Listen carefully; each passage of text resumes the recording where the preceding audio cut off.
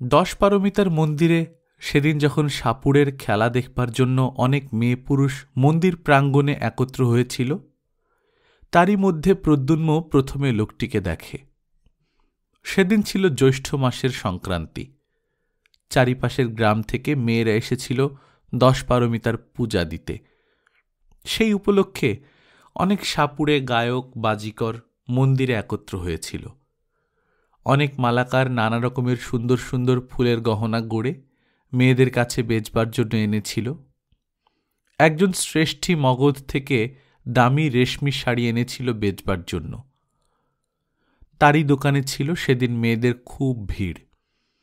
প্রদ্যুম্ন শুনেছিল জ্যৈষ্ঠ সংক্রান্তির উৎসব উপলক্ষে পারমিতার মন্দিরে একজন বিখ্যাত গায়ক ও বীণ বাজিয়ে আসবেন। সে মন্দিরে গিয়েছিল তারই সন্ধানে। সমস্ত দিন ধরে খুঁজেও কিন্তু প্রদ্যুম্ন তাকে ভিড়ের মধ্যে থেকে বার করতে পারেনি।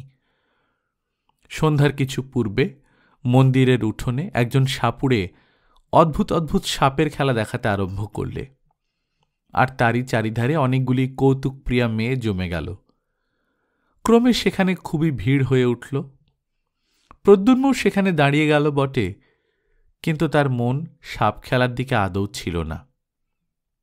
সে ভিড়ের মধ্যে প্রত্যেক পুরুষ মানুষকে মনোযোগের সঙ্গে লক্ষ্য করছিল, যদি চেহারায় ও হাবভাবে বীণ বাজিয়ে ধরা পড়েন। অনেকক্ষণ ধরে দেখবার পর তার চোখে পড়ল একজন প্রৌঢ় ভিড়ের মধ্যে তারই দিকে চেয়ে দাঁড়িয়ে আছেন। তার পরনে অতি মলিন ও জীর্ণ পরিচ্ছদ। কি জানি কেন প্রদ্যুম্নের মনে হল এই সেই গায়ক। প্রদ্যুম্ন লোক ঠেলে তার কাছে যাবার উদ্যোগ করতে তিনি হাত উঁচু করে প্রদ্যুম্নকে ভিড়ের বাইরে যেতে ইঙ্গিত করলেন।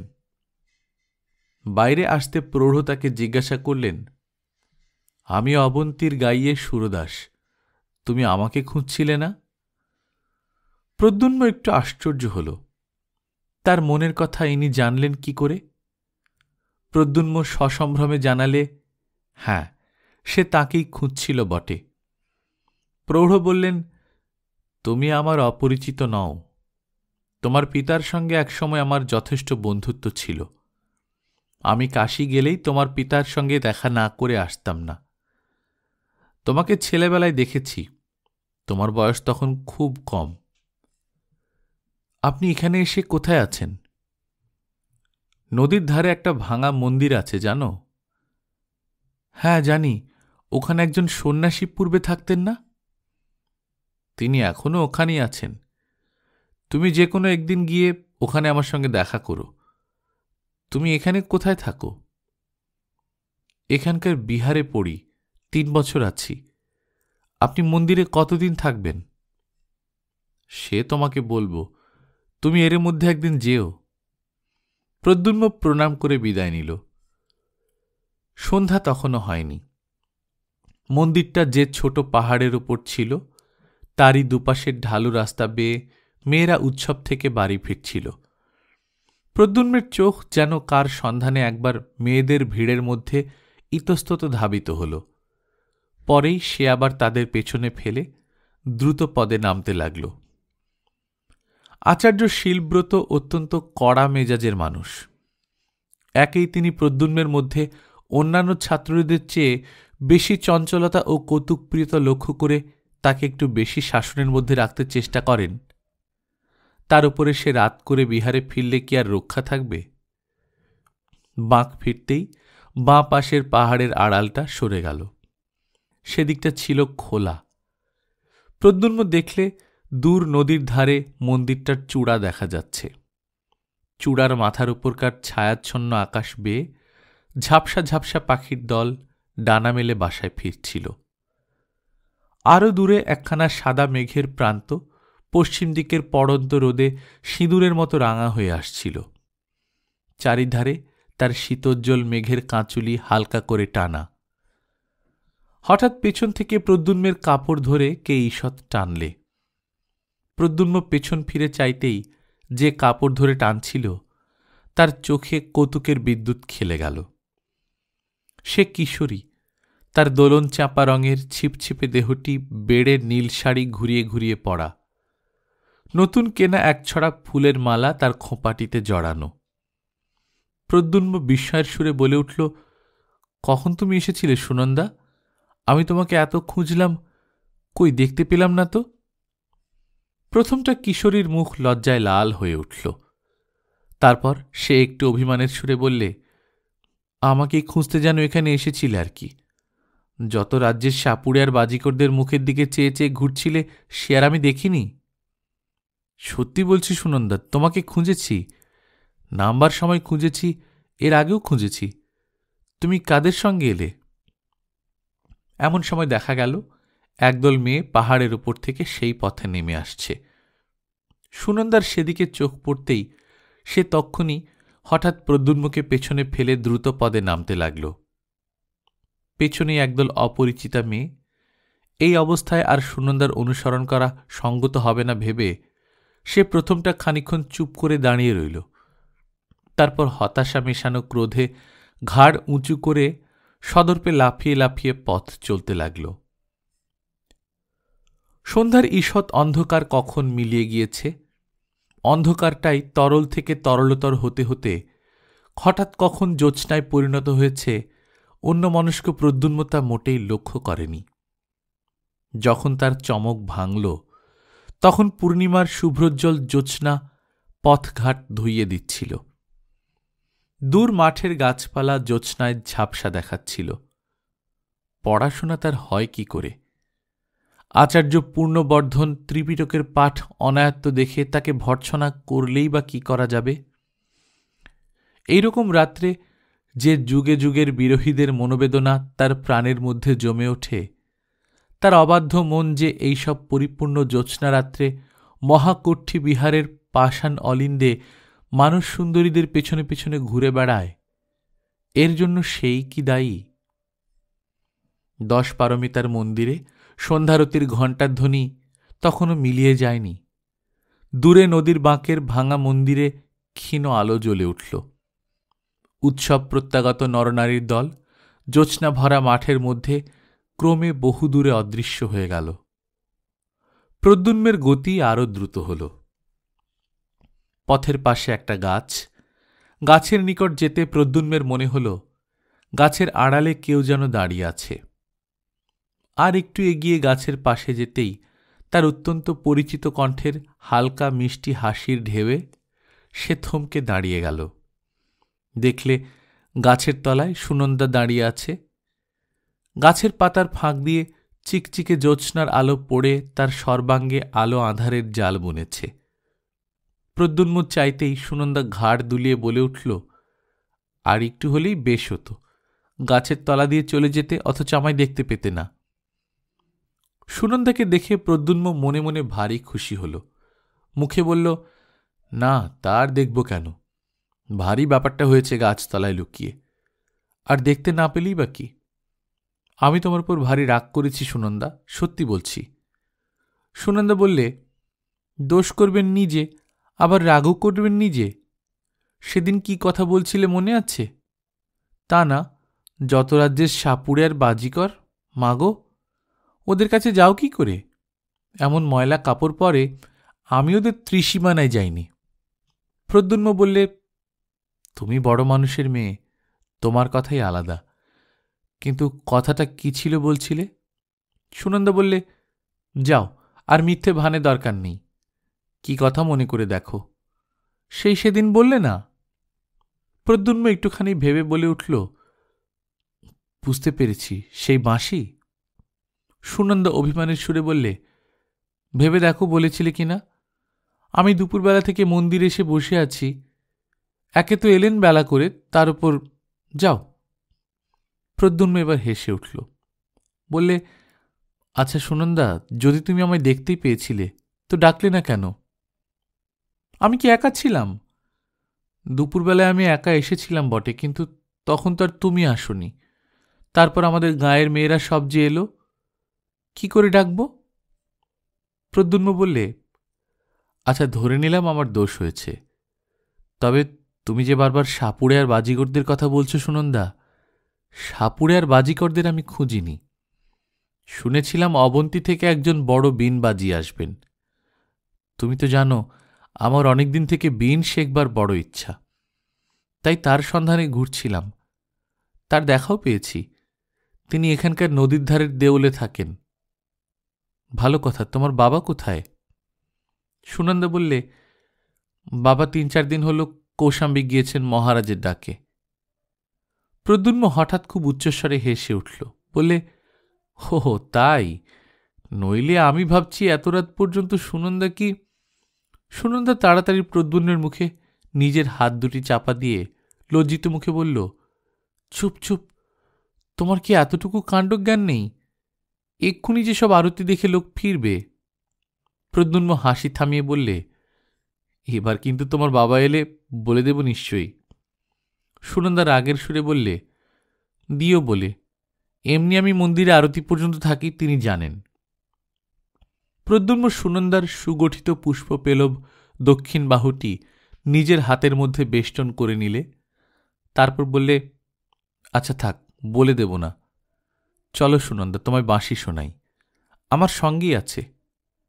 সত্যি বলছি, তোমায় শোনাবার জন্য এনেছিলাম, তবে ওকে খুঁজছিলাম বীণটা ভালো করে শিখব বলে। নদীর ধারে এসে কিন্তু প্রদ্যুম্ন বড় নিরুৎসাহ হয়ে পড়ল। সে বাঁশি বাজালে বটে, কিন্তু সে যেন ভাষা ভাষা, সুরের সঙ্গে তাতে প্রাণের কোনো যোগ রইল না।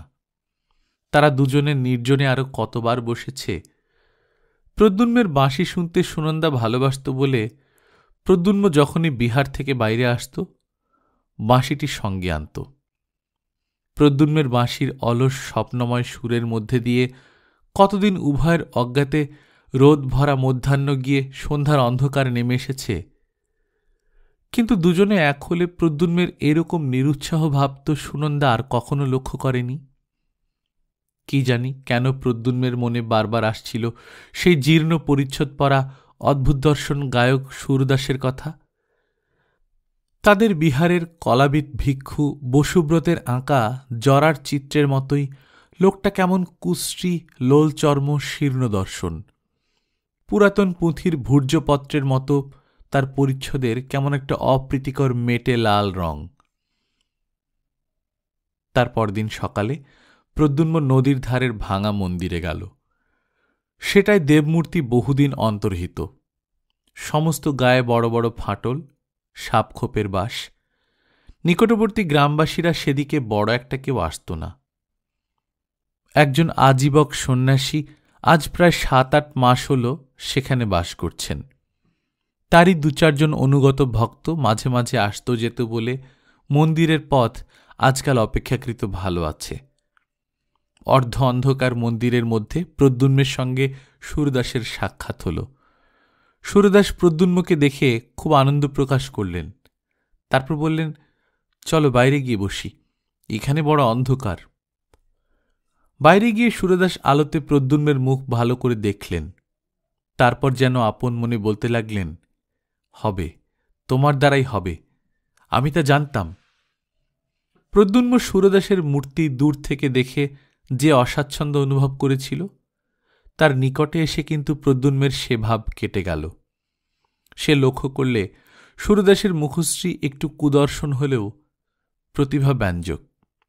সুরদাস বললে, আমি ভাবছিলাম তুমি আজ আসবে।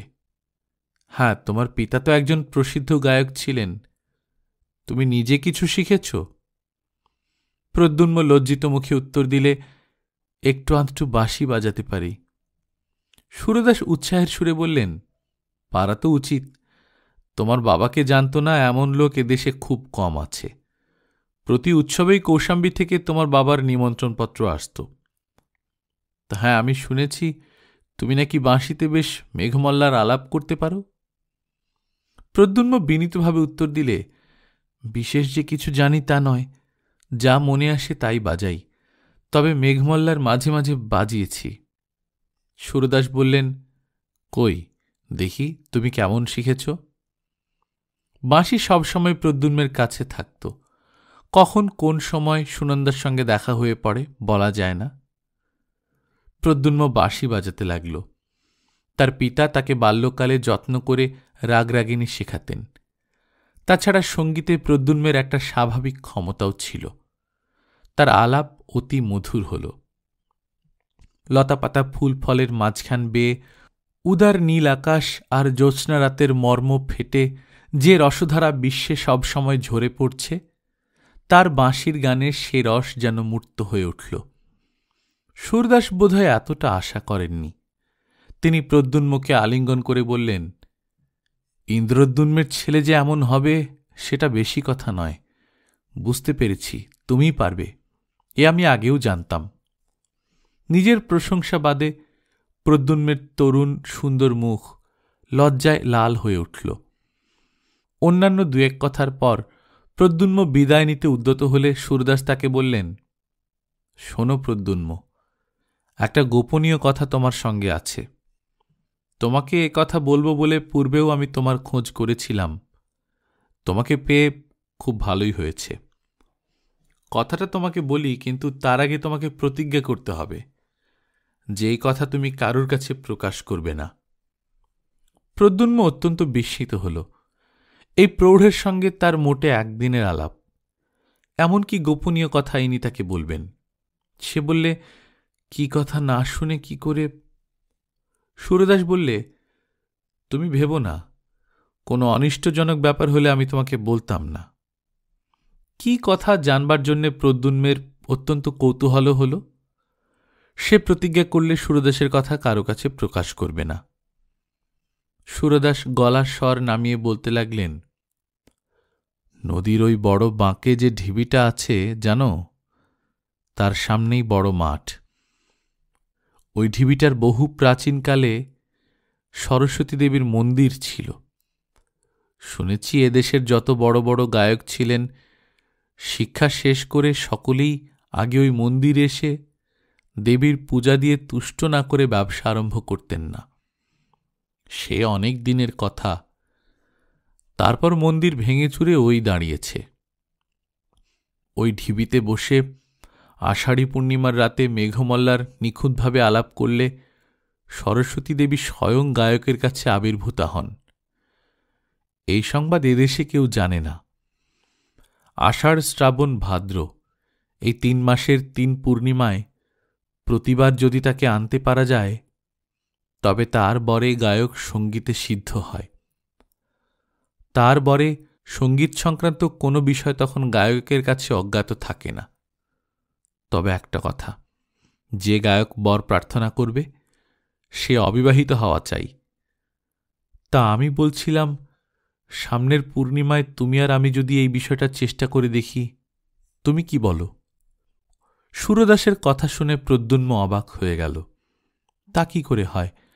আচার্য বসুব্রত কলাবিদ্যা সম্পর্কে উপদেশ দিতে গিয়ে অনেকবার বলেছেন যে কলার অধিষ্ঠাত্রী দেবী সরস্বতীর যে মূর্তি হিন্দুরা কল্পনা করেন, সেটা নিতান্ত কল্পনাই, তার সঙ্গে বাস্তবের কোনো সম্পর্ক নেই। সত্য সত্য তাকে দেখতে পাওয়া এ কি সম্ভব? প্রদ্যুম্ন চুপ করে রইল। সুরদাস একটু ব্যগ্রভাবে জিজ্ঞাসা করলেন, এতে কি তোমার অমত আছে?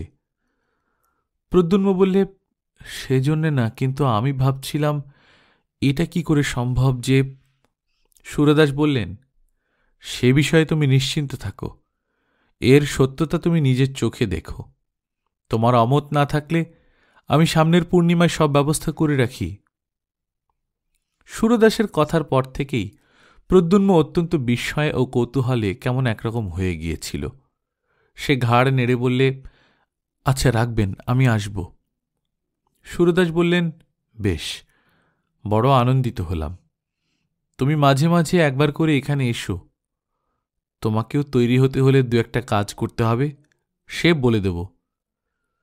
প্রদ্যুম্ন আরেকবার সম্মতিসূচক ঘাড় নাড়বার পর সুরদাসের কাছে বিদায় চাইলে। তারপর সে চিন্তিতভাবে বিহারের পথ ধরল। তার মনে হচ্ছিল দেবী সরস্বতী স্বয়ং। শ্বেত পদ্মের মতো নাকি রংটি তার, না জানি কত সুন্দর তার মুখশ্রী। আচার্য বসুব্রত বলেন বটে। ভদ্রাবতী নদীর ধারে শাল, পিয়াল, তমাল বনে সেবার ঘনঘোর বর্ষা নামল। সারা আকাশ জুড়ে কোন বিরোহিণী পুরসুন্দরীর অযত্ন বিন্যস্ত মেঘবরণ চুলের রাশ এলিয়ে দেওয়া। প্রাবৃত রজনীর ঘনান্ধকার তার প্রিয়হীন প্রাণের নিবিড় নির্জনতা। দূর বনের ঝোড়ো হাওয়ায় তার আকুল দীর্ঘশ্বাস। তারই প্রতীক্ষাশ্রান্ত আঁখি দুটির অশ্রুভারে ঝরঝর অবিশ্রান্ত বাড়ি বর্ষণ। মেঘমেদুর আকাশের বুকে বিদ্যুৎ চমক তার হতাশ প্রাণে ক্ষণিক আশার মেঘদূত। আষাঢ়ী পূর্ণিমার রাতে প্রদ্যুম্ন সুরদাসের সঙ্গে নদীর ঘাটে গেল।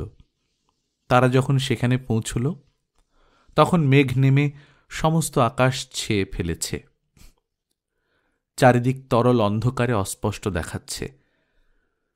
প্রদ্যুম্ন সুরদাসের কথা মতো নদী থেকে স্নান করে এসে বস্ত্র পরিবর্তন করলে। সঙ্গীর ক্রিয়াকলাপে প্রদ্যুম্ন বুঝতে পারলে তিনি একজন তান্ত্রিক। তাদের বিহারে একজন ভিক্ষু ছিলেন। তিনি যোগাচার্য পদ্মসম্ভবের শিষ্য। সেই ভিক্ষুর কাছে তান্ত্রিক ক্রিয়াকলাপের কথা কিছু কিছু সে শুনেছিল। সুরদাস অনেকগুলি রক্ত যাওয়ার মালা সঙ্গে করে এনেছিলেন। তার মধ্যে কতগুলো তিনি নিজে পড়লেন, কতগুলো প্রদ্যুম্নকে পড়তে বললেন। ছোট মড়ার মাথার খুলিতে তেল সলতে দিয়ে প্রদীপ জ্বাললেন। তার পূজার আয়োজনে সাহায্য করতে করতে প্রদ্যুম্ন হাঁপিয়ে পড়ল।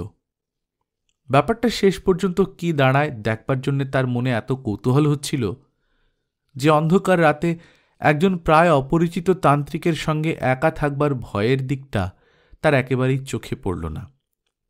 অনেক রাত্রে হোম শেষ হল। সুরদাস বললেন, প্রদ্যুম্ন, এবার তুমি তোমার কাজ আরম্ভ করো। আমার কাজ শেষ হয়েছে। খুব সাবধানে, তোমার কৃতিত্বের ওপরের সাফল্য নির্ভর করছে। তার চোখের কেমন একটা ক্ষুধিত দৃষ্টি যেন প্রদ্যুম্নের ভালো লাগল না, কিন্তু তবু সে বসে এক মনে বাঁশিতে মেঘমল্লার আলাপ আরম্ভ করলে। তখন আকাশ বাতাস নীরব। অন্ধকারে সামনের মাঠটার কিছু দেখবার উপায় নেই। শালবনের ডালপালায় বাতাস লেগে একরকম অস্পষ্ট শব্দ হচ্ছে। বড় মাঠের পারে শালবনের কাছে দিকচক্রবালের ধারে নৈশ প্রকৃতি পৃথিবীর বুকের অন্ধকার শস্পসজ্জায় তার অঞ্চল বিছিয়েছে। শুধু বিশ্রাম ছিল না ভদ্রাবতীর। সে কোন অনন্তের সঙ্গে নিজেকে মিশিয়ে দেবার আকুল আগ্রহে একটানা বয়ে চলেছে। মৃদু গুঞ্জনে আনন্দসঙ্গীত গাইতে গাইতে, কুলে তাল দিতে দিতে।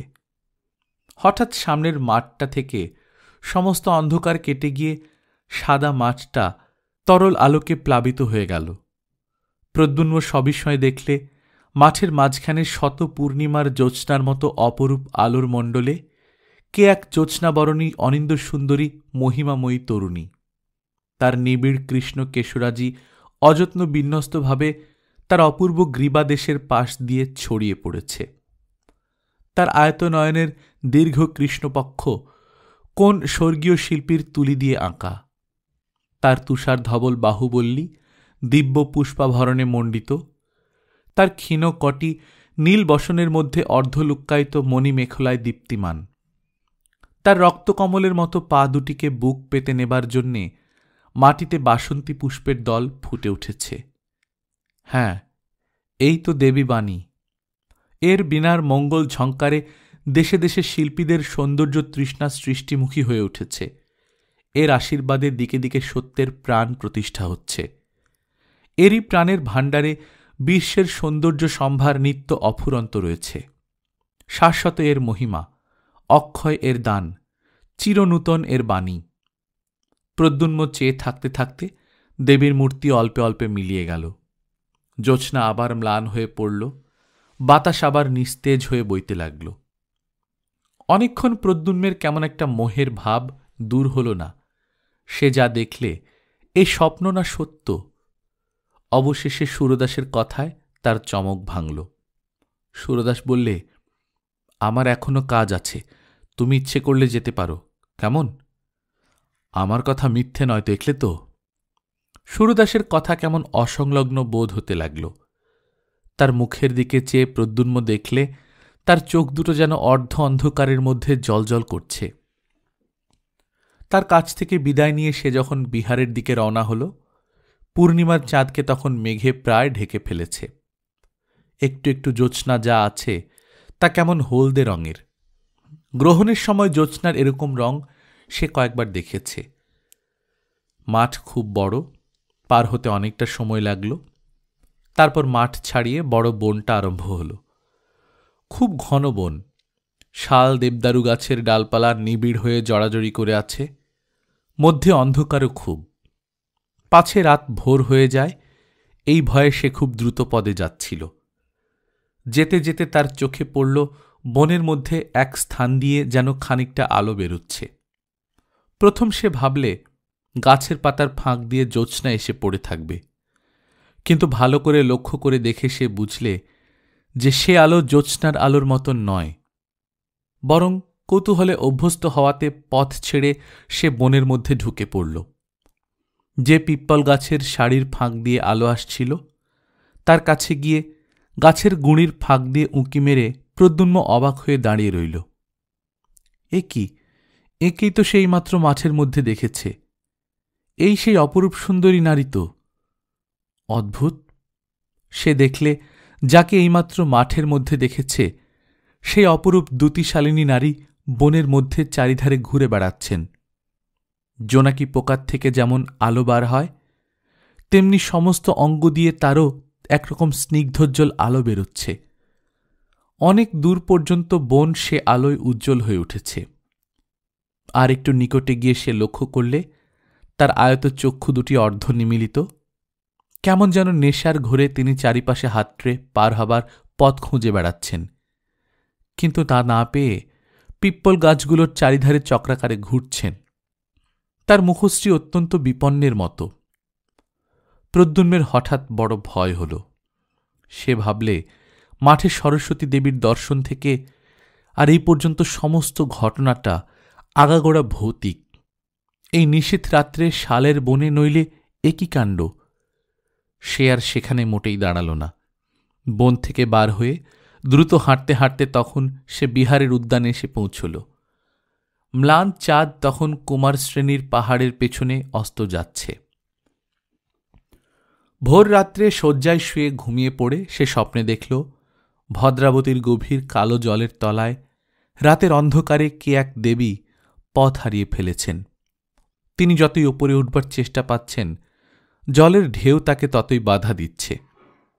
নদীর জলে তার অঙ্গের জ্যোতি ততই নিবে আসছে। অন্ধকার ততই চারপাশে গাঢ় হয়ে আসছে। নদীর মাছগুলো তার কোমল পা দুখানি ঠুকরে রক্তাক্ত করে দিচ্ছে। ব্যথিত দেহা বিপন্না বেপথমতী দেবীর দুঃখ দেখে একটা বড় মাছ দাঁত বার করে হিংস্র হাসি হাসছে। মাছটার মুখ গায়ক সুরদাসের মতো। প্রদ্যুম্ন ভোরে উঠেই আচার্য পূর্ণবর্ধনের কাছে গিয়ে সুরদাসের সঙ্গে প্রথম দেখার দিন থেকে গত রাত্রি পর্যন্ত সমস্ত ব্যাপার খুলে বললে। আচার্য পূর্ণবর্ধন বৌদ্ধ দর্শনের অধ্যাপক ছিলেন। মঠের ভিক্ষুদের মধ্যে তিনি ছিলেন সর্বাপেক্ষা প্রাচীন ও বিজ্ঞ। এজন্য সকলেই তাকে শ্রদ্ধা করত। তিনি সব শুনে বিস্মিত হলেন।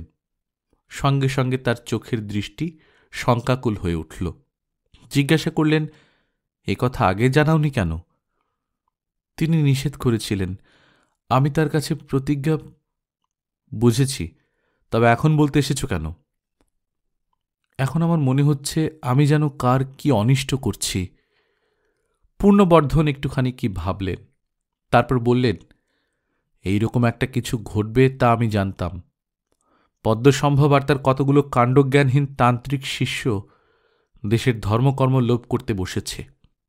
স্বার্থসিদ্ধির জন্য এরা না করতে পারে এমন কোনো কাজই নেই। আর আমি বেশ দেখছি প্রদ্যুম্ন যে তোমার এই অবাধ্যতা ও অযথা কৌতুকপ্রিয়তাই তোমার সর্বনাশের মূল হবে। তুমি কাল রাত্রে অত্যন্ত অন্যায় কাজ করেছ। তুমি দেবী সরস্বতীকে বন্দিনী করবার সহায়তা করেছ। এবার প্রদ্যুম্নের বিস্মিত হবার পালা। তার মুখ দিয়ে কোনো কথা বার হল না। পূর্ণবর্ধন বললেন, এইসব কুসংসর্গ থেকে দূরে রাখবার জন্যই আমি বিহারের কোনো ছাত্রকে বিহারের বাইরে যাবার অনুমতি দিইনি। কিন্তু যাক, তুমি ছেলে মানুষ, তোমারই বা দোষ কি? আচ্ছা, এই সুরদাসকে দেখতে কিরকম বলো দেখি। প্রদ্যুম্ন সুরদাসের আকৃতি বর্ণনা করলে। পূর্ণবর্ধন বললেন, আমি জানি তুমি যাকে সুরদাস বলছো তার নাম সুরদাস নয়, বা তার বাড়ি অবন্তীতেও নয়। সে হচ্ছে প্রসিদ্ধ কাপালিক গুণাঢ্য।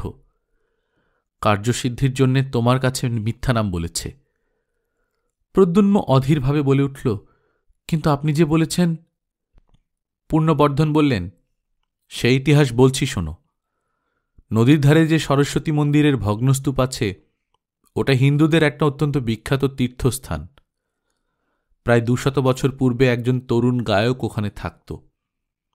তখন মন্দিরের খুব সমৃদ্ধির অবস্থা ছিল না, কিন্তু প্রবাদ এই যে সে গায়কটি মেঘমল্লার এমন সিদ্ধ ছিল যে আষাঢ়ী পূর্ণিমার রাতে তার আলাপে মুগ্ধ হয়ে দেবী সরস্বতী স্বয়ং তার কাছে আবির্ভূতা হতেন। সেই থেকে ওই মন্দির এক প্রসিদ্ধ তীর্থস্থান হয়ে ওঠে। সে গায়ক মারা যাবার পরেও কিন্তু পূর্ণিমার রাতে সিদ্ধ গায়ক মল্লার আলাপ করলেই দেবী যেন কোন টানে তার কাছে এসে পড়েন। এই গুণাঢ্য একবার অবন্তীর প্রসিদ্ধ গায়ক সুরদাসের সঙ্গে ওই ঢিবিতে উপস্থিত ছিল। সুরদাস মেঘমল্লার সিদ্ধ ছিলেন। তার গানে নাকি সরস্বতী দেবী তার সম্মুখে আবির্ভূতা হয়ে তাকে বর প্রার্থনা করতে বলেন। সুরদাস প্রার্থনা করেন তিনি যেন দেশের সঙ্গীতজ্ঞ ব্যক্তিদের মধ্যে শ্রেষ্ঠ আসনপ্রাপ্ত হন। সরস্বতী দেবী তাকে সেই বরই দেন। তারপর দেবী যখন গুণাঢ্যকে বর প্রার্থনার কথা বলেন, তখন সে দেবীর রূপে মুগ্ধ হয়ে তাকেই প্রার্থনা করে বসে। সরস্বতী দেবী বলেছিলেন, তাকে পাওয়া নির্গুণের কাজ নয়। সে নামে গুণাঢ্য হলেও কার্যত তার এমন কোনো কলাতেই নিপুণতা নেই যে তাকে পেতে পারে। অনেক জীবন ধরে সাধনার প্রয়োজন। সরস্বতী দেবী অন্তর্হিত হওয়ার পর মূর্খ গুণাঢ্যের মোহ অনেক বেড়ে যায়, আর সেই সঙ্গে সঙ্গে দেবীর উপর তার অত্যন্ত রাগও হয়। সে তন্ত্রোক্ত মন্ত্র বলে দেবীকে বন্দিনী করবার জন্যে উপযুক্ত তান্ত্রিক গুরু খুঁজতে থাকে। আমি জানি সে এক সন্ন্যাসীর কাছে তন্ত্রশাস্ত্রের উপদেশ নিত। সন্ন্যাসী কিছুদিন পরে তার তন্ত্রসাধনার হীন উদ্দেশ্য বুঝতে পেরে তাকে দূর করে দেন। এসব কথা এদেশের প্রাচীন সকল লোকেই জানেন। আমি অনেকদিন তারপর গুণাঢ্যের আর কোনো সংবাদ জানতাম না। ভেবেছিলাম সে এদেশ থেকে চলে গিয়েছে, কিন্তু এখন তোমার কথা শুনে আমার মনে হচ্ছে কাল রাত্রে সে কৃতকার্য হয়েছে বোধহয়। এতদিন ওই উদ্দেশ্যেই সে কোথাও তন্ত্র সাধনা করছিল। যাক, তুমি এখনই গিয়ে সন্ধান করো মন্দিরে সে আছে কিনা। যদি থাকে আমায় সংবাদ দিও। প্রদ্যুম্ন সেখানে আর এক মুহূর্তও দাঁড়াল না। সে ছুটে গিয়ে বিহারের উদ্যানে পড়ল। তখন রোদ বেশ ফুটে উঠেছে। বিহারের পাঠার্থীদের সমবেত কণ্ঠের স্তোত্রগান তার কানে আসছিল। যেতে যেতে সে দেখলে উদ্যানের এক প্রান্তে একটা বড় আমগাছের ছায়ায় চিত্রকর ভিক্ষু বসুব্রত হরিণ চর্মের আসনে বসে বোধহয় কি আঁকছেন, কিন্তু তার মুখে অতৃপ্তি ও অসাফল্যের একটা চিহ্ন আঁকা। প্রদ্যুম্ন যা ভেবেছিল তাই ঘটল। মন্দিরে গিয়ে সে দেখলে সেখানে কেউ নেই। গুণাঢ্য তো নেই, সেই আজীবক সন্ন্যাসী পর্যন্ত নেই। দু একটা জবাক পানের ঘট, আগুন জ্বালবার জন্য সংগৃহীত কিছু শুকনো কাঠ মন্দিরের মধ্যে এদিক ওদিক ছড়ানো পড়ে আছে। সেই দিন গভীর রাত্রে প্রদ্যুম্ন কাউকে কিছু না বলে চুপি চুপি বিহার পরিত্যাগ করলে। তারপর 1 বছর কেটে গিয়েছে। বিহার পরিত্যাগ করবার পর প্রদ্যুম্ন একবার কেবল সুনন্দার সঙ্গে সাক্ষাৎ করে বলেছিল সে বিশেষ কোনো কাজে বিদেশে যাচ্ছে, শীঘ্রই ফিরে আসবে। এই 1 বছর সে কাঞ্চি, উত্তর কৌশল ও মগধের সমস্ত স্থান খুঁজেছে, কোথাও গুণাঢ্যের সন্ধান পায়নি। তবে বেড়াতে বেড়াতে কতগুলি কৌতূহলজনক কথা তার কানে গিয়েছে। মগধের প্রসিদ্ধ ভাস্কর মিহিরগুপ্ত রাজার আদেশ মতো ভগবান তথাগতের মূর্তি তৈরি করতে আদিষ্ট হয়েছিলেন। 1 বছর পরিশ্রম করে তিনি যে মূর্তি গড়ে তুলেছেন তার মুখশ্রী এমন রূঢ় ও ভাববিহীন হয়েছে যে তা বুদ্ধের মূর্তি কি মগধের দুর্দান্ত দস্যু দমনকের মূর্তি তা দেশের লোক ঠিক বুঝতে পারছে না। তক্ষশিলার বিখ্যাত দার্শনিক পণ্ডিত যমুনাচার্য মীমাংসা দর্শনের ভাষ্য প্রণয়ন করতে নিযুক্ত ছিলেন। হঠাৎ তার নাকি এমন দুর্দশা ঘটেছে যে তিনি আর সূত্রের অর্থ করে উঠতে না পেরে আবার বৈদিক ব্যাকরণের সুযন্ত প্রকরণ থেকে পড়তে আরম্ভ করেছেন। মহাকুঠি বিহারের চিত্রবিদ্যার শিক্ষক ভিক্ষু বসুব্রত বুদ্ধ ও সুজাতা নামক তার চিত্রখানা বৎসরাবধির চেষ্টা করেও মনের মতো করে এঁকে উঠতে না পেরে বিরক্ত হয়ে ওদিকে একবার ছেড়ে দিয়ে সম্প্রতি নাকি শাকুন শাস্ত্রের চর্চায় অত্যন্ত উৎসাহ দেখাচ্ছেন। একদিন প্রদ্যুম্ন সন্ধান পেলে উরুবিল্ল গ্রামের কাছে একটা নির্জন স্থানে একজন গো চিকিৎসক এসে বাস করছেন। তার চেহারার বর্ণনার সঙ্গে সুরদাসের আকৃতির অনেকটা মিল হল।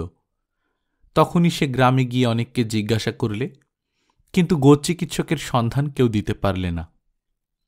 সেদিন ঘুরতে ঘুরতে অবসন্ন অবস্থায় উরুবিল্ল গ্রামের প্রান্তের এক বড় বটগাছের ছায়ায় সে বসেছে। সন্ধ্যা তখনও নামেনি। ঝিরঝিরে বাতাসে গাছের পাতাগুলো নাচছে। পাশে মাঠে পাকা শস্যের শীষগুলো সোনার মতো চিকমিক করছে। একটু দূরে একটা ডোবার মতো জলাশয়ে বিস্তর কুমুদ ফুল ফুটে আছে। অনেক বন্য হংস তার জলে খেলা করছে। সামনে একটু দূরে একটা ছোট পাহাড়, পাহাড়ের গায়ে একটা ঝর্ণা। পাহাড়ের নিচে এক জায়গায় ঝর্ণার জল খানিকটা আটকে গিয়ে ওই ডোবার মতো জলাশয়টা তৈরি করেছে। প্রদ্যুম্নের হঠাৎ চোখ পড়ল পাহাড়ের গা বেয়ে ধাপে ধাপে ঘটকক্ষে এক স্ত্রীলোক নেমে আসছেন। দেখে তার মনে কেমন সন্দেহ হওয়াতে সে এগিয়ে গেল। ডোবার একদিকের উঁচু পাড়ে গিয়ে দেখেই তার মাথাটা যেন ঘুরে উঠল। এই তো তিনি ভদ্রাবতীর তীরে শালবনে, ইনি তো পথ হারিয়ে ঘুরছিলেন। মাঠের মধ্যে জ্যোৎস্না রাতে একেই তো সে দেখেছিল। তবে তার সে অঙ্গের সে জ্যোতির এক কণাও আর নেই।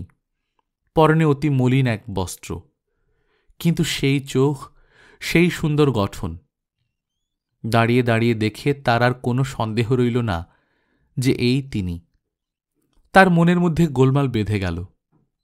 সে উত্তেজনার মাথায় বিহার ছেড়ে সুরদাসের খোঁজ করে বেড়াচ্ছিল বটে, কিন্তু দেখা পেলে কি করবে তা সে ভাবেনি। কাজেই সে একরকম লুকিয়েই সেখান থেকে চলে এলো। রোজ রোজ সন্ধ্যায় প্রদ্যুম্ন এসে বটগাছটার তলায় বসে। রোজ সন্ধ্যার আগে দেবী পাহাড়ের গায়ের পথ পেয়ে নেমে আসেন, আবার সন্ধ্যার সময় ঘট কক্ষে ধাপে ধাপে উঠে চলে যান। সে রোজ বসে দেখে। এই রকম কিছুদিন কেটে গেল। একদিন প্রদ্যুম্ন মাঠের গাছতলায় চুপ করে বসে আছে। সেই সময় দেবী জলাশয়ে নামলেন। সেও কি ভেবে ডোবার একদিকের পাড়ের দিকে দাঁড়াল। দেখলে দেবী ঘট নামিয়ে রেখে কুমুদ ফুল সংগ্রহে বড় ব্যস্ত। একটা বড় ফুল জলাশয়ের এপারের দিকে এগিয়ে বেশি জলে ফুটেছিল। তিনি সেটা সংগ্রহের জন্য খানিকটা বৃথা চেষ্টা করে চোখ তুলে অপর পাড়ে প্রদ্যুম্নকে দেখতে পেয়ে হঠাৎ একটু অপ্রতিভের মতো হাসি হাসলেন। তারপর হাসি মুখে তার দিকে চেয়ে বললেন, ফুলটা আমায় তুলে দেবে? যদি আপনি একটা কাজ করেন। কি বলো? আমায় কিছু খেতে দেবেন? আমি সমস্ত দিন কিছু খাইনি। দেবীর মুখে ব্যথার চিহ্ন দেখা দিল। বললেন, আহা, তা এতক্ষণ বলনি কেন? এপারে এসো, থাকবে ফুল। প্রদ্যুম্ন জলে নেমে ফুলটা সংগ্রহ করে ওপারে গেল। দেবী বললেন, তুমি মাঠের মাঝের ওই বড় গাছটার তলায় রোজ বসে থাকো না? প্রদ্যুম্ন তার হাতে ফুলটা দিয়ে বললে, হ্যাঁ, আমিও দেখি আপনি সন্ধ্যার সময় রোজই জল নিতে আসেন। দেবী হাসি মুখে বললেন, ওই পাহাড়ের ওপরই আমাদের ঘর। এসো তুমি আমার সঙ্গে, তোমায় খেতে দিগে। হঠাৎ দেবী কেমন এক প্রকার বিহ্বল চোখে চারদিকে চাইলেন। তারপর পাহাড়ের গায়ে কাটা ধাপ বেয়ে উঠতে লাগলেন। প্রদ্যুম্ন পেছন পেছন চলল। পাহাড়ের ওপর উঠে গিয়ে একটু দূরে বুনো বাঁশঝাড়ের আড়ালে বেশ পরিষ্কার পরিচ্ছন্ন একটা ছোট কুটির। দেবী বন্ধ দুয়ার খুলে ঘরের মধ্যে গিয়ে প্রদ্যুম্নকে বললেন, এসো। প্রদ্যুম্ন দেখলে কুটিরে কেউ নেই। জিজ্ঞাসা করলে, আপনি কি এখানে একা থাকেন? দেবী বললেন, না, এক সন্ন্যাসী আমায় এখানে সঙ্গে করে এনেছেন। তিনি কি করেন জানিনি, কিন্তু মাঝে মাঝে এখান থেকে চলে যান, 5-6 দিন পরে আসেন। তুমি এখানে বসো। দেবী মাটির ঘট পূর্ণ করে তাকে জবাগু পান করতে দিলেন। স্বাদ অমৃতের মতো, এমন সুস্বাদু জবাগু সে পূর্বে কখনো পান করেনি। প্রদ্যুম্নের মনে হল, যদি আচার্য পূর্ণবর্ধনের কথা সত্য হয়, আর যদি সে স্বচক্ষে যা দেখেছে তা ইন্দ্রজাল না হয়, তবে এই তো দেবী সরস্বতী তার সামনে। তার জানবার কৌতূহল হল, ইনি নিজের সম্বন্ধে কি বলেন। সে জিজ্ঞাসা করলে, আপনারা এর আগে কোথায় ছিলেন? আপনার দেশ কোথায়? দেবী কাঠের বড় পাত্রে সযত্নে অন্ন পরিবেশনে ব্যস্ত ছিলেন। প্রশ্ন শুনে বিস্ময়পূর্ণ দৃষ্টিতে তিনি প্রদ্যুম্নের দিকে চেয়ে বললেন, আমার কথা বলছ? আমার দেশ কোথায় জানি নে। আমি নাকি বিদিশার পথের ধারে এক ভাঙা মন্দিরে অচেতন অবস্থায় পড়েছিলাম। সন্ন্যাসী আমায় এখানে উঠিয়ে এনেছেন, সেই থেকে এখানেই আছি। তার আগে কোথায় ছিলাম তা আমার মনে পড়ে না। তিনি অন্যমনস্কভাবে বাইরের সাঁঝের রক্তিম আকাশে, যেখানে উরুবিল্ল গ্রামের প্রান্তরে বনরেখার মাথায় সূর্য হেলে পড়েছেন, সেই দিকে চেয়ে রইলেন। চেয়ে চেয়ে কি মনে আনবার চেষ্টা করলেন, বোধহয় মনে এলো না। হঠাৎ কি ভেবে তার পদ্মের পাপড়ির মতো চোখ দুটি বেয়ে ঝরঝর করে জল ঝরে পড়ল। তাড়াতাড়ি আঁচলের চোখ মুছে তিনি প্রদ্যুম্নের সামনে অন্নেপূর্ণ কাঠের থালা রাখলেন। বললেন, খাবার জিনিস কিছুই নেই, তুমি রাত্রে এখানে থাকো। আমি পদ্মের বীজ শুকিয়ে রেখেছি, তাই দিয়ে রাত্রে পায়েস তৈরি করে খেতে দেব। সকালে যেও। প্রদ্যুম্নের চোখে জল আসছিল। ওগো বিশ্বের আত্মবিস্মৃতা সৌন্দর্যলক্ষ্মী, বিদিশার মহারাজের আর মহাশ্রেষ্ঠীর সমবেত রত্নভাণ্ডার তোমার পায়ের এক কণা ধুলোরও যোগ্য নয়। সে পথের, সে দেশের পথের ধুলো এমন কি পুণ্য করেছে মা, যে তুমি সেখানে পড়ে থাকতে যাবে? খাওয়া শেষ হলে প্রদ্যুম্ন বিদায় চাইলে। দেবীর চোখে হতাশার দৃষ্টি ফুটে উঠল। বললেন, থাকো না কেন রাত্রে, আমি রাত্রে পায়েস রেঁধে দেব। প্রদ্যুম্ন জিজ্ঞাসা করলে, আপনার এখানে একা রাত্রে থাকতে ভয় করে না? খুব ভয় করে। ওই বেতের বনে অন্ধকারে কি যেন নড়ে, ভয়ে আমি দোর খুলতে পারি না, ঘুম হয় না, সমস্ত রাত্রি বসেই থাকি। প্রদ্যুম্নের হাসি পেল। ভাবলে, রাত্রে একা থাকতে ভয় করে বলে পায়েসের লোভ দেখিয়ে দেবী তাকে সঙ্গে রাখতে চান। সে বললে, আচ্ছা, রাত্রে থাকব। দেবীর মুখ আনন্দে উজ্জ্বল হল। সমস্ত রাত সে কুটিরের বাইরে খোলা হাওয়ায় বসে কাটালে। দেবীও কাছে বসে রইলেন। বললেন, এমন জ্যোৎস্না, আমি কিন্তু ভয়ে বাইরে আসতে পারিনি, ঘরের মধ্যে বসে রাত কাটাই। দেবীর ব্যাপার দেখে প্রদ্যুম্ন অবাক হয়ে গিয়েছিল। হলেই বা মন্ত্রশক্তি, এতটা আত্মবিস্মৃত হওয়া, এ যে তার কল্পনার বাইরের জিনিস। নানা গল্পে সমস্ত রাত কাটল। ভোর হলে সে বিদায় চাইল। দেবী বলে দিলেন, সন্ন্যাসী এলে একদিন আবার এসো। সেই দিন থেকে প্রতি রাত্রে সে দেবীর অলক্ষিতে পাহাড়ের নিচে বসে কুটিরের দিকে চেয়ে পাহারা রাখত। তার তরুণ বীর হৃদয় এক ভীরু নারীকে একা বনের মধ্যে ফেলে রাখার বিরুদ্ধে বিদ্রোহ তুলেছিল। 10-15 দিন কেটে গেল। এক একদিন প্রদ্যুম্ন শুনত দেবী অনেক রাতে একা গান গাইছেন। সে গান পৃথিবীর মানুষের গান নয়, সে গান প্রাণধারার আদিম ঝর্ণার গান, সৃষ্টিমুখী নিহারিকাদের গান, অনন্ত আকাশে দিক হারা কোনো পথিক তারার গান। একদিন দুপুরবেলা কে তাকে বললে, তুমি যে গোবৈদ্যের কথা বলছিলে, তাকে এইমাত্র দেখে এলাম, পথের ধারে পুকুরে সে স্নান করছে। ছুনে ছুটতে ছুটতে গিয়ে পুকুরের ধারে উপস্থিত হল। দেখলে সত্যই গুণাঢ্য পুকুরের ধারে বস্ত্রাদির পুঁটুলি নামিয়ে রেখে পুকুরে স্নান করতে নেমেছেন। সে অপেক্ষা করতে লাগল। একটু পরে গুণাঢ্য বস্ত্র পরিবর্তন করে ওপরে উঠে প্রদ্যুম্নকে দেখে কেমন যেন হয়ে গেলেন। বললেন, তুমি এখানে? প্রদ্যুম্ন বললে, আমি কেন তা বুঝতে পারেননি? গুণাঢ্য বললেন, তুমি এখন বলছো বলে নয়, আমি এ কাজ করবার পর যথেষ্ট অনুতপ্ত আছি। প্রতি রাত্রে ভয়ানক স্বপ্ন দেখি, কারা যেন বলছে, তুই যে কাজ করেছিস এর শাস্তি অনন্ত নরক। আমি এই জন্যই আজ এক পক্ষের ওপর আমার গুরু সেই আজীবক সন্ন্যাসীর কাছে গিয়েছিলাম। তারই কাছে আমি এই বশীকরণ মন্ত্র শিক্ষা করি। কিন্তু এমনি শক্তি যে মনে করলে আমি যাকে ইচ্ছে বাঁধতে পারি, কিন্তু আনতে পারিনি। মন্ত্রের বন্ধন শক্তি থাকলেও আকর্ষণী শক্তি নেই। এই জন্যে আমি তোমার সঙ্গে গিয়েছিলুম।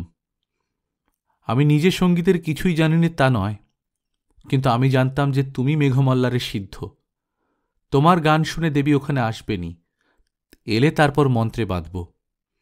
এর আগে আমার বিশ্বাসই ছিল না যে এমন একটা ব্যাপার হওয়া সম্ভব।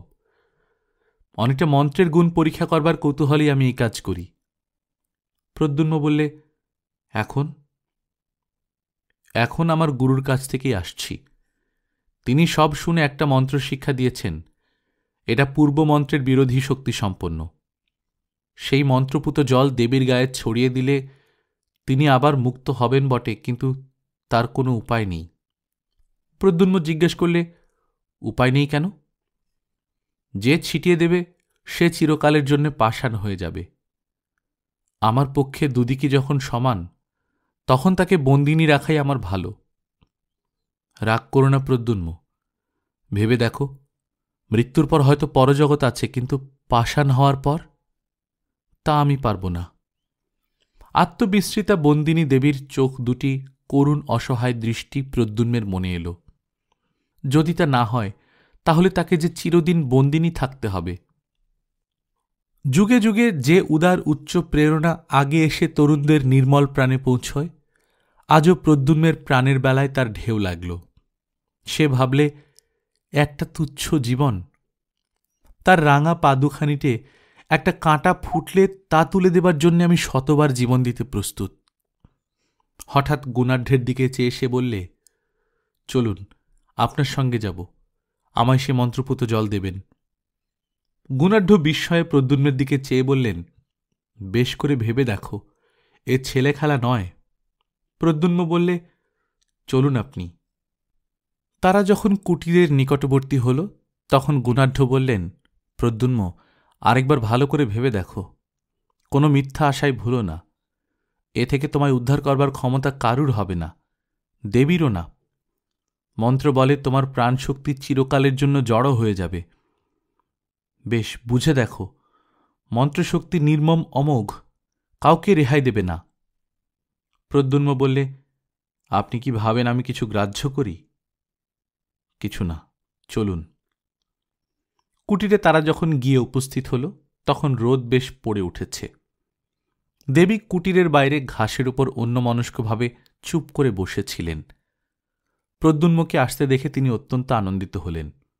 হাসি মুখে বললেন, এসো এসো, আমি তোমার কথা প্রায়ই ভাবি। সেদিন তোমায় কিছু খেতে দিতে না পেয়ে আমার মন খুবই খারাপ হয়েছিল। এখন তুমি এখানে কিছুদিন থাকো। তিনি দুজনকে খেতে দেবার জন্য ব্যস্ত হয়ে কুটিরের মধ্যে চলে গেলেন। প্রদ্যুম্ন বললে, কই, আমায় মন্ত্রপুত জল দিন তবে। গুণাঢ্য বললেন, সত্যই তাহলে তুমি এতে প্রস্তুত? প্রদ্যুম্ন বললে, আমায় আর কিছু বলবেন না, জল দিন। দেবী কুটিরের মধ্যে আহারের স্থান করে দুজনকে খেতে দিলেন। আহারাদি যখন শেষ হল, তখন সন্ধ্যার আর বেশি দেরি নেই। বেতস বনের ছায়া নেমে আসছে। রাঙা সূর্য আবার উরুবিল্ল গ্রামের ওপর ঝুলে পড়েছে। গোধূলির আলোয় দেবীর মুখপদ্মে অপরূপ শ্রী ফুটে উঠল। তারপর তিনি ঘটকক্ষে প্রতিদিনের মতো নিচের ঝর্ণার জল আনতে নেমে গেলেন। গুণাঢ্য বললেন, আমি এখান থেকে আগে চলে যাই, তারপর এই ঘটপূর্ণ জল দেবীর গায়ে ছিটিয়ে দিও। তার চক্ষু অশ্রুপূর্ণ হল। আবেগ ভরে তিনি প্রদ্যুম্নকে আলিঙ্গন করে বললেন, আমি কাপুরুষ, আমার সে সাহস নেই, নইলে। তিনি কুটিরের মধ্যে তার দ্রব্যাদি সংগ্রহ করে নিলেন। তারপর সরু পথ পেয়ে বেতবনের ধার দিয়ে পাহাড়ের অপর পারে চলে গেলেন। তারই নিচে একটু দূরে মগধ থেকে বিদিশা যাওয়ার রাজবট্ট। প্রদ্যুম্ন চারিদিকে চেয়ে বসে বসে ভাবলে, ওই নীল আকাশের তলে 20 বৎসর আগে সে মায়ের কোলে জন্মেছিল। তার সে মা বারাণসীতে তাদের গৃহটিতে বসে বাতায়ন পথে সন্ধ্যার আকাশের দিকে চেয়ে হয়তো প্রবাসী পুত্রের কথাই ভাবছেন। মায়ের মুখখানি একবারটি শেষবারের জন্য দেখতে তার প্রাণ আকুল হয়ে উঠল।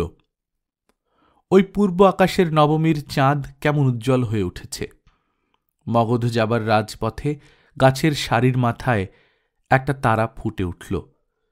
বেত বনের বেত ডাঁটাগুলো তরল অন্ধকারে আর ভালো দেখা যায় না। প্রদ্যুম্নের চোখ আবার হঠাৎ অশ্রুপূর্ণ হল। সেই সময় সে দেখলে দেবী জল নিয়ে পাহাড়ের গা বেয়ে উঠে আসছেন। মন্ত্রপুত জলপূর্ণ ঘট সে মাটিতে নামিয়ে রেখেছিল। দেবীকে আসতে দেখে সে তা হাতে তুলে নিলে। দেবী কুটিরের সামনে এলেন। তার হাতে অনেকগুলো আধফোটা কুমুদ ফুল। প্রদ্যুম্নকে জিজ্ঞাসা করলেন, সন্ন্যাসী কোথায়? প্রদ্যুম্ন বললে, তিনি আবার চলে গেলেন, আজ আর আসবেন না। তারপর সে গিয়ে দেবীর পায়ের ধুলো নিয়ে তাকে প্রণাম করে বললে, মা, না জেনে তোমার উপর অত্যন্ত অন্যায় আমি করেছিলাম। আজ তারই শাস্তি আমাকে নিতে হবে, কিন্তু আমি তার জন্য এতটুকু দুঃখিত নই। যতক্ষণ জ্ঞান লুপ্ত না হয়ে যায় ততক্ষণ এই ভেবে আমার সুখ যে বিশ্বের সৌন্দর্য লক্ষ্মীকে অন্যায় বাঁধন থেকে মুক্ত করার অধিকার আমি পেয়েছি। দেবী বিস্মিত দৃষ্টিতে প্রদ্যুম্নের দিকে চেয়ে রইলেন। প্রদ্যুম্ন বললে, শুনুন, আপনি বেশ করে মনে করে দেখুন দেখি আপনি কোথা থেকে এসেছিলেন। দেবী বললেন, কেন, আমি তো বিদিশার পথের ধারে। প্রদ্যুম্ন এক অঞ্জলি জল তার সর্বাঙ্গে ছিটিয়ে দিলে। সদ্য নিদ্রোত্থিতার মতো দেবী যেন চমকে উঠলেন। প্রদ্যুম্ন দৃঢ় হস্তে আরেক অঞ্জলি জল দেবীর সর্বাঙ্গে ছড়িয়ে দিলে। নিমেষের জন্যে তার চোখের সামনে বাতাসে এক অপূর্ব সৌন্দর্যের স্নিগ্ধ প্রসন্ন হিল্লোল বয়ে গেল। তার সারা দেহমন আনন্দে শিউরে উঠল। সঙ্গে সঙ্গে তার মনে এল বারাণসীতে তাদের গৃহে সন্ধ্যার আকাশে বদ্ধ আখি বাতায়ন পথবর্তিনী তার মা।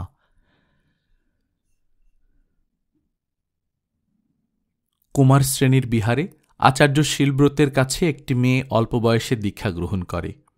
তার নাম সুনন্দা। সে হিরণ্যনগরের ধনবান শ্রেষ্ঠী সামন্ত দাসের মেয়ে। পিতামাতার অনেক অনুরোধ সত্ত্বেও মেয়েটি নাকি বিবাহ করতে সম্মত হয়নি। অত্যন্ত তরুণ বয়সে প্রব্রজ্জা গ্রহণ করায় সে বিহারের সকলের শ্রদ্ধার পাত্রী হয়ে উঠেছিল। সেখানে কিন্তু কারো সঙ্গে সে তেমন মিশত না। সর্বদাই নিজের কাজে সময় কাটাত আর সর্বদাই কেমন অন্যমনস্ক থাকত। জ্যোৎস্না রাত্রে বিহারের নির্জন পাষাণ অলিন্দে দাঁড়িয়ে দাঁড়িয়ে সে আপন মনে প্রায়ই কি ভাবত। মাঠের জ্যোৎস্না জাল কাটিয়ে অনেক রাতে কাউকে বিহারের দিকে আসতে দেখলে সে এক দৃষ্টে সেদিকে চেয়ে থাকত, যেন কতদিন আগে তার যে প্রিয় আবার আসবে বলে চলে গিয়েছিল তারই আসবার দিন গুনে গুনে এই শ্রান্ত ধীর পথ চাওয়া। প্রতি সকালে সে কার প্রতীক্ষায় উন্মুখ হয়ে রইত। সকাল কেটে গেলে ভাবত বিকালে আসবে, বিকাল কেটে গেলে ভাবত সন্ধ্যায় আসবে। দিনের পর দিন, মাসের পর মাস, এরকম কত সকাল সন্ধ্যা কেটে গেল, কেউ এলো না। তবু মেয়েটি ভাবত আসবে, আসবে, কাল আসবে। পাতার শব্দে চমকে উঠে চেয়ে দেখত, এতদিনে বুঝি এলো। এক এক রাত্রে সে বড় অদ্ভুত স্বপ্ন দেখত। কোথাকার যেন কোন এক পাহাড়ের ঘন বেতের জঙ্গল আর বাঁশের বনের মধ্যে লুকানো এক অর্ধভগ্ন পাষাণ মূর্তি।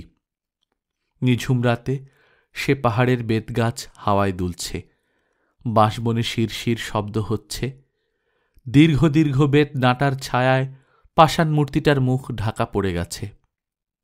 সে অন্ধকার অর্ধরাত্রে জনহীন পাহাড়টার বাঁশগুলোর মধ্যে ঝোড়ো হাওয়া ঢুকে কেবল বাজছে মেঘমল্লার। ভোরে উঠে রাতের স্বপ্ন ভেবে আশ্চর্য হয়ে যেত। কোথায় পাহাড়, কোথায় বেতবন, কার ভাঙা মূর্তি, কিসের এসব অর্থহীন দুঃস্বপ্ন?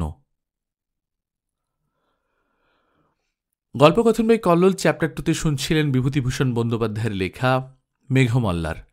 আমরা নিয়মিত গল্প পাঠ করে শোনাচ্ছি। আপনারা যারা গল্পকথন বাই কল্লোল চ্যানেল নিয়মিত শোনেন তারা জানেন আমরা বিভূতিভূষণ বন্দ্যোপাধ্যায়ের অনেকগুলো গল্প পড়েছি, 100 পার হয়ে হয়তো 106-7টার মতো গল্প এখন পর্যন্ত হবে।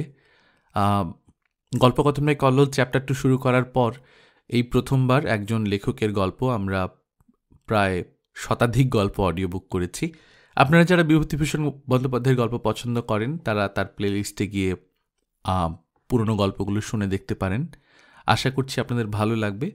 বিভূতিভূষণ বন্দ্যোপাধ্যায়ের এই প্লেলিস্টটা আপনারা চাইলে আপনার বন্ধুদের সঙ্গে শেয়ার করতে পারেন। যাই হোক, নিজেরা ভালো থাকবেন, আশেপাশের লোকজনকে ভালো রাখবেন, আর এই গল্পটা কেমন লাগলো জানাবেন। টাটা।